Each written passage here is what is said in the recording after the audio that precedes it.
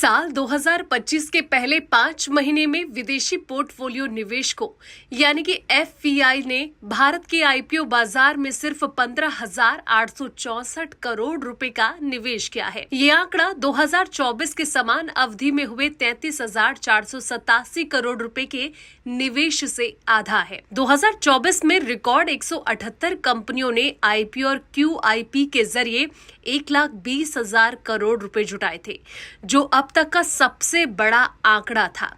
लेकिन इस बार एफपीआई निवेशक सतर्क रुख अपनाए हुए हैं। 2025 में अब तक सिर्फ 15 कंपनियों ने आईपीओ लॉन्च किए, जबकि पिछले साल की समान अवधि में ये जो संख्या है 29 थी। फिर भी 27,467 करोड़ रुपए की राशि जुटाई गई, जो पिछले साल के 27,651 करोड़ रुपए के लगभग बराबर है। इससे ये तो साफ है कि 2025 में अब तक औसत आईपीओ साइज लगभग दोगुना रहा है।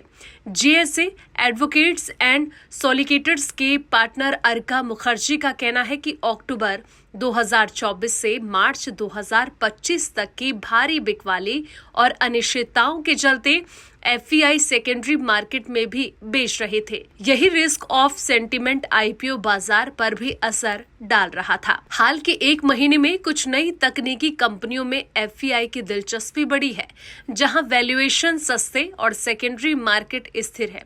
अगर ये ट्रेंड जारी रहता है तो एफपीआई फिर से आईपीओ की ओर रुख कर सकते हैं। मई 2025 में एफपीआई का सेकेंडरी मार्केट में निवेश 2.1 अरब डॉलर रहा, जो पिछले 8 महीने का सबसे ऊंचा स्तर है।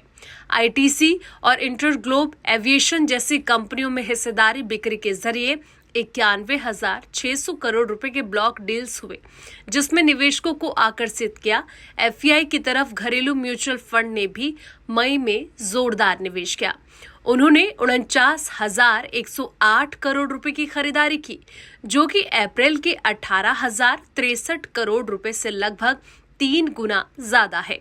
इससे पता ये चलता है कि घरेलू निवेशकों का जो भरोसा है भारतीय शेयर बाजार में लगातार बनता नजर आ रहा है। हालांकि अप्रैल और मई में एफपीआई फ्लो में सुधार हुआ, फिर भी जनवरी में 2025 तक कुल एफपीआई निवेश जो है वो 92,490 करोड़ रुपए यानी कि 10.6 अरब डॉलर नेगेटिव रहा, जो शुरुआती महीनों की भारी बिकवाली को दर्शाता है। ऐसे में ये देखना होगा कि आंकड़ा आखिर कहां तक पहुंचता है। फिलहाल इस वीडियो में इतना ही। जानकारी भरे ऐसे ही तमाम वीडियोस के लिए आप देखते रहे द इकोनॉमिक टाइम्स हिंदी।